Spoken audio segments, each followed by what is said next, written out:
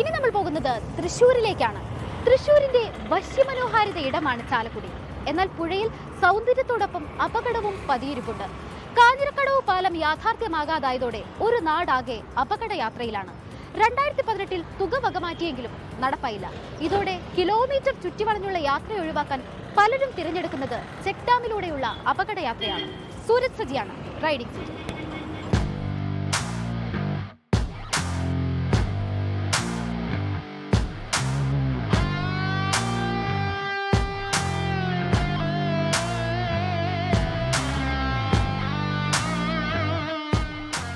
കാഞ്ഞിരപ്പള്ളിക്കടവിലേക്കാണ് ഇന്നത്തെ യാത്ര. കാണാൻ മനോഹരമായ ഇടമാണ്. പക്ഷേ കാണാമറയത്തുണ്ട് അപകടം. ആ അപകടത്തിന്റെ കാണാപ്പുറങ്ങൾ തിരയുകയാണ് 24 സംഘം.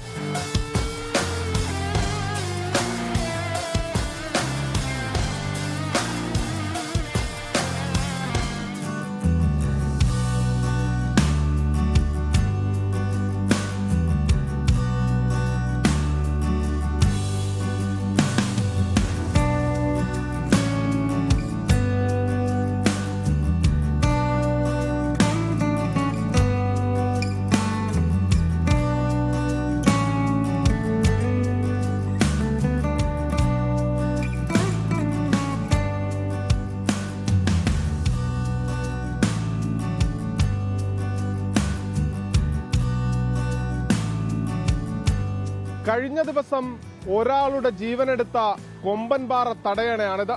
പരിയാരം മേലൂർ പഞ്ചായത്തുകളെ ബന്ധിപ്പിക്കുന്ന തടയണ. മേൽപ്പാലമില്ലാത്തത് കൊണ്ട് തന്നെ ആളുകൾ ഈ തടയണയാണ് യാത്രയ്ക്ക് ഉപയോഗിക്കുന്നത്. അതുകൊണ്ട് തന്നെ നിരവധി അപകടങ്ങളാണ് ഈ മേഖലയിൽ റിപ്പോർട്ട് ചെയ്യപ്പെടുന്നത്.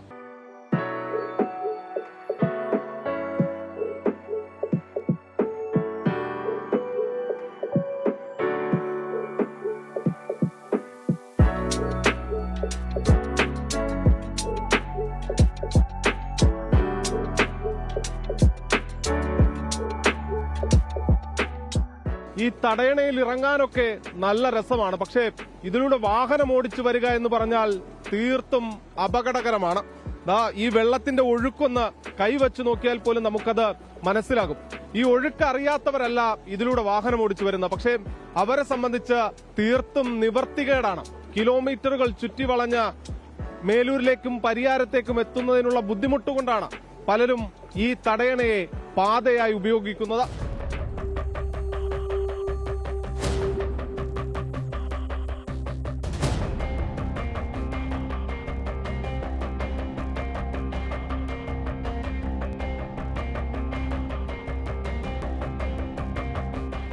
മേൽപ്പാലം നിർമ്മിക്കാൻ കണ്ടെത്തിയ പ്രദേശത്താണ് ഞാൻ നിൽക്കുന്നത്. 2018 ബജറ്റിൽ 10 കോടിയിലധികം രൂപ വകയിരുത്തി. പക്ഷേ അതിനുശേഷം ഒരു തരത്തിലുള്ള പ്രവർത്തികളിലേക്കും നീങ്ങിയില്ല എന്നുള്ളതാണ് ഈ പ്രദേശവാസികൾ ചൂണ്ടിക്കാണിക്കുന്നത്. നമ്മളോടൊപ്പം പഞ്ചായത്ത് പ്രസിഡന്റ് കൂടി ചേരുകയാണ്. നിലവിലൊരു സ്ഥിതി എന്താ? നിലവിൽ ഇപ്പോൾ നമുക്ക് ഇവിടെ 2017 ബഡ്ജറ്റ് പ്രപ്പോസലിന്റെ ഭാഗമായിട്ടാണ് ഈ ഒരു പാലം പ്രപ്പോസ് ചെയ്തിരുന്നിട്ടുള്ളത്. അന്ന് ബി ഡി ദേവസേട്ടനായിരുന്നു MLA. 2018 പ്രളയം വന്നപ്പോൾ നമ്മൾ കാഞ്ഞിരപ്പള്ളിയിലേക്ക് ബന്ധിപ്പിക്കുന്ന രീതിയിൽ നമ്മളുടെ എടത്തറക്കാവിന്റെ അടുത്താണ് ഈ പാലം ആദ്യം ഡിസൈൻ ചെയ്തത്. പക്ഷേ അത് AS TS ഒക്കെ കിട്ടിയിട്ട് കുറേ നാളായി. 10 കോടി 28 ലക്ഷം രൂപയാണ് അതിന് വകയിരുത്തിയിട്ടുള്ളത്. പക്ഷേ ഇത് നാളിതുവരെ ഇതിന്റെ മറ്റു പ്രവർത്തനങ്ങളൊന്നും നടന്നിട്ടില്ല. സ്ഥലം കണ്ടെത്തി, അതുപോലെ തന്നെ അതിന്റെ കല്ലിടൽ മറ്റു പ്രക്രിയകളൊക്കെ കഴിഞ്ഞു. പാല നിർമ്മാണത്തിന് ആവശ്യമായ മറ്റു നടപടികളൊന്നും ഈ 5 വർഷക്കാലമായിട്ട് ഉണ്ടായിട്ടില്ല എന്നുള്ളത് ഏറെ ഖേദകരമായ ഒരു കാര്യമാണ്. ഏതാനും ദിവസങ്ങൾക്ക് മുൻപാണ് പരിയാരം ഒരപ്പന സ്വദേശി രമേശിന് ഈ തടയണയിൽ ജീവൻ നഷ്ടമായത്. തന്റെ സ്കൂട്ടറിൽ രമേശ് ഇവിടെ എത്തുന്നു. ഒഴുക്ക് കാണുന്നു. ആദ്യം ഒന്ന് ഭയപ്പെട്ട് പിന്നോട്ട് മാറി നിൽക്കുന്നു. അതിനിടയിൽ ഒരു ബൈക്ക് യാത്രികൻ ഈ തടയണയിലൂടെ ബൈക്കുമായി പോയതോടെ രമേശിന് ധൈര്യമായി. പക്ഷേ സ്കൂട്ടറും എടുത്ത് ഈ തടയണയിലേക്ക് ഇറങ്ങി അല്പദൂരം പോലും പിന്നിടാൻ രമേശിനായില്ല. അതിനിടയിൽ ഒഴുക്ക് കൊണ്ടുപോയി. രമേശിന് മാത്രമല്ല, നിരവധി പേർക്കാണ് ഈ മേഖലയിൽ ഒഴുക്കിൽപ്പെട്ട് ജീവൻ നഷ്ടമായത്. കഴിഞ്ഞ ആഴ്ചയാണ് ഒരാള് വെള്ളത്തിനടിയിൽ പോയി മരണപ്പെടുന്ന സ്ഥിതി ഉണ്ടായത്.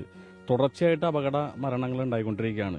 അതിനെല്ലാം പരിഹാരമാകും എന്ന നിലയ്ക്കാണ് കഴിഞ്ഞ BD ദേവസി MLA ആയിരുന്നപ്പോഴാണ് കുന്നപ്പള്ളി കാഞ്ഞിരപ്പള്ളി പാലത്തിന് 10 കോടി 28 ലക്ഷം രൂപ ബഡ്ജറ്റിൽ വകയിരുത്തി അതിന്റെ പ്രവർത്തനം ആരംഭിക്കുന്നത്.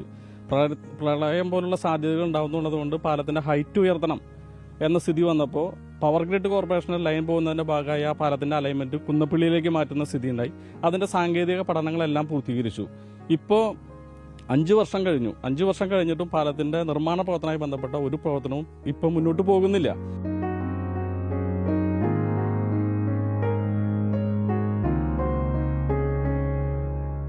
ആഴമറിഞ്ഞും ആഴമറിയാതെയുമൊക്കെ അപകടത്തിൽപ്പെടുന്നത് നിരവധി പേരാണ്.